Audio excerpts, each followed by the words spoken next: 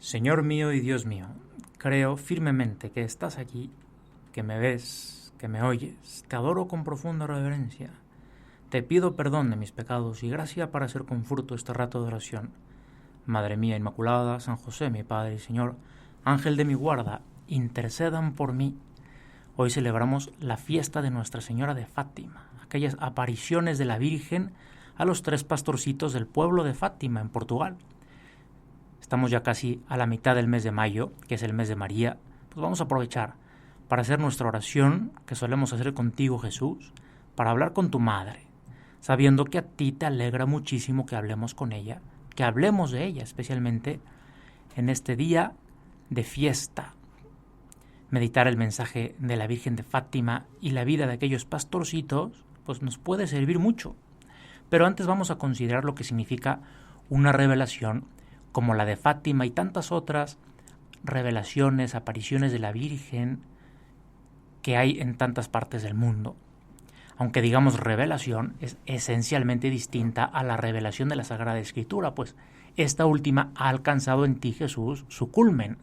En cambio, las revelaciones particulares son visiones y mensajes que Dios comunica a personas, pero siempre en referencia al mensaje de Jesús y como una llamada a recordar algún aspecto de tu mensaje, Señor. Precisamente por eso el mensaje de Fátima nos ayudará, de la mano de María, a centrar de nuevo la atención en ti, Señor. Pero vayamos a nuestro relato. Era domingo 13 de mayo. En un lugar escondido de la Sierra do Aire, en el centro de Portugal, 3 niños salían con sus rebaños después de haber asistido a la Santa Misa. Se dirigieron hacia los pastos de Cova da Iria. Llevaron el rebaño hasta la cima de la colina y allí, sin perder de vista las ovejas, se pusieron a jugar al albañil. Uno de sus pasatiempos favoritos consistía en levantar una cerca protectora alrededor de una mata de arbusto. Era mediodía, cuando de pronto ante ellos y sobre una encina, en el centro de una aureola de luz que los envolvió, vieron a una hermosa señora, más resplandeciente que el sol. ¿De dónde eres, señora?, le preguntó Lucía. Soy del cielo, le contestó María. Y así empezó la primera de muchas conversaciones entre la Virgen y Lucía. Esa fue la primera aparición que luego se repetiría cada día 13 en el mismo lugar entre mayo y octubre.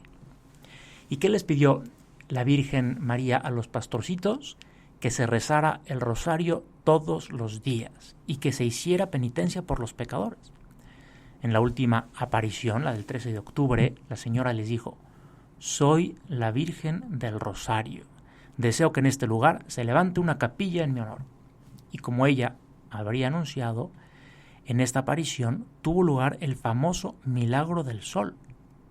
Como ya se había corrido la noticia de las apariciones, además de que ese día se dijo que la Virgen haría algo, pues fueron a ver más de 70,000 personas qué es lo que iba a hacer la Virgen. Así que ahí estuvieron en Cova da Iria muchísimas personas que querían pues ver qué había pasado. Y mira, te lo leo de la prensa. Llovía torrencialmente. De pronto cesó la lluvia y las nubes, negras desde la mañana, se disiparon. El sol apareció en el cénit como un disco de plata que podían mirar los ojos sin deslumbrarse. Alrededor del disco mate se distinguía una brillante corona. De improviso se puso a temblar, a sacudirse con bruscos movimientos y finalmente dio vuelta sobre sí como una rueda de fuego, proyectando en todas direcciones unos haces de luz cuyo color cambiaba muchas veces. Bueno, pues esto se recoge en la prensa de aquella época porque fue visto por muchísimas personas. Con las apariciones de la Virgen creció visiblemente la devoción popular a Nuestra Señora. Ahora Fátima es un santuario enorme, muy concurrido todo el año, pero especialmente en los meses de mayo y octubre. Las carreteras se llenan de peregrinos, no solo de portugueses, sino de todas partes del mundo, para ir a rezar el rosario. Yo tuve la suerte de estar allí el verano pasado por primera vez, de celebrar la misa en el lugar donde se apareció la Virgen, que ahora es una capilla, como le dicen en portugués, la capelina. y pude rezar allí mismo, en la noche, el Santo Rosario con mi velita encendida. Y al terminar, llevamos a la Virgen en andas por el atrio de la Basílica en lo que se conoce como la procesión de las velas. Yo te aconsejo que tengas la ilusión de ir de peregrinación a Fátima, porque es un lugar en donde se puede sentir a través de la intercesión de María esa presencia de ti, Jesús.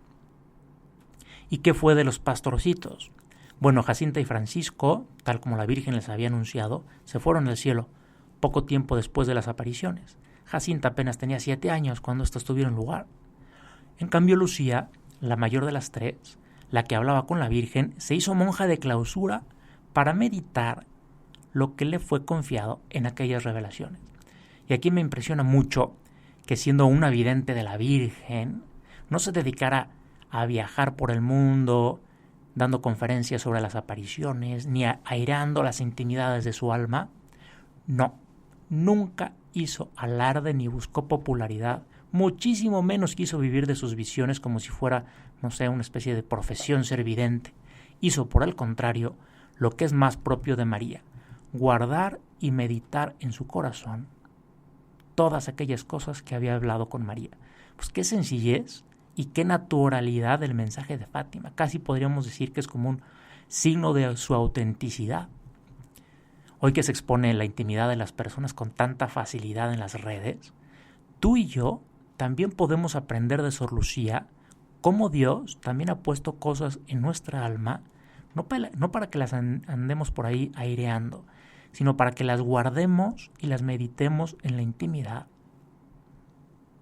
En Fátima, la Virgen quiso hablarnos del poder y de la necesidad de la oración como arma soberana contra el pecado. Y para ilustrar esta realidad, nos trasladamos a Roma.